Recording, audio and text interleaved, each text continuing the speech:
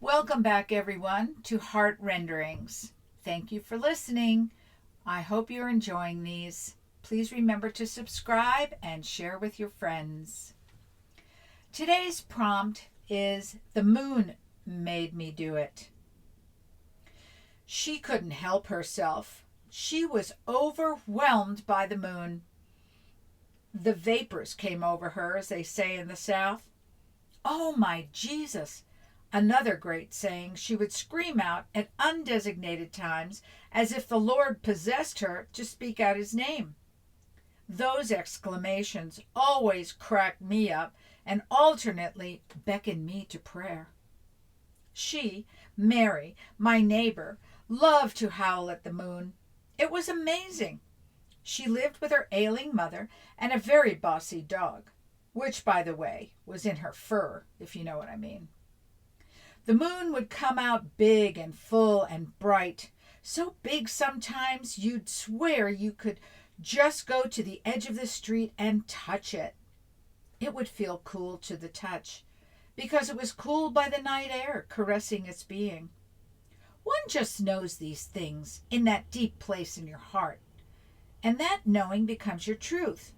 True or not, it's your truth. And so Mary would spy the moonlight over the bay where we lived. You could go outside your house, stand in the street, face south, and there was the Bay of St. Louis, and the moon on its pregnant full nights just lingering above. The water sending streams of light over the calm bay. It would make a great place for a baptism. I could hear Mary getting ready for the full moon walk. She'd be banging around in the kitchen, baking something sweet, chocolatey, and gooey. Seems the only appropriate food for the moon goddess. I forgot to tell you I'd be engaged in this ritual as well. After all, we'd become good friends when I moved in last year and relished in the blessing of the goddess. What could be better, especially since it honored chocolate, an essential food group? I can feel the mood coming over me. Giddy would be a word to describe it. We were like children going to play in mud. Here comes Mary, all dressed in white, long white skirt, a flowing white embroidered long-sleeved blouse, gossamer fabric.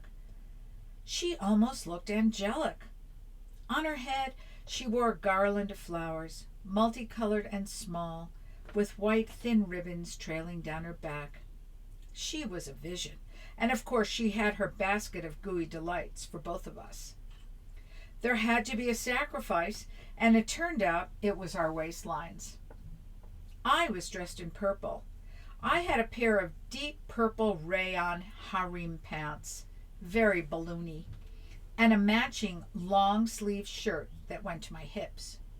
It had tiny white flowers embroidered down the front and gold shoes. I guess we could have looked like women from the Lions Club going around town for donations. We headed towards the bay, 2 blocks from our houses. The moon was filling anxiously, awaiting our arrival. We didn't want to keep the moon waiting. And then there were the bats. They were out flying from the roofs around the streetlights and back again. We were sure the moon would understand our sojourn under the lamplight to be air-kissed by the bats. This was truly heaven. We arrive at the beach and off go the shoes, and we run towards the water, singing our praises of the moon. We stop suddenly at the edge of the water, take our clothes off, neatly set the sacrificial chocolate down, and plunge ourselves into the bright arms of the moon on the water. Mary starts howling. I start laughing, and out we come. Now we didn't bring a towel, so we dance on the beach till we dry, and by this time we're met by other sisters of the moon, whereupon we sit around in a circle and honor the moon by eating our chocolate goodies. The end. Hope you enjoyed that. Have a great day.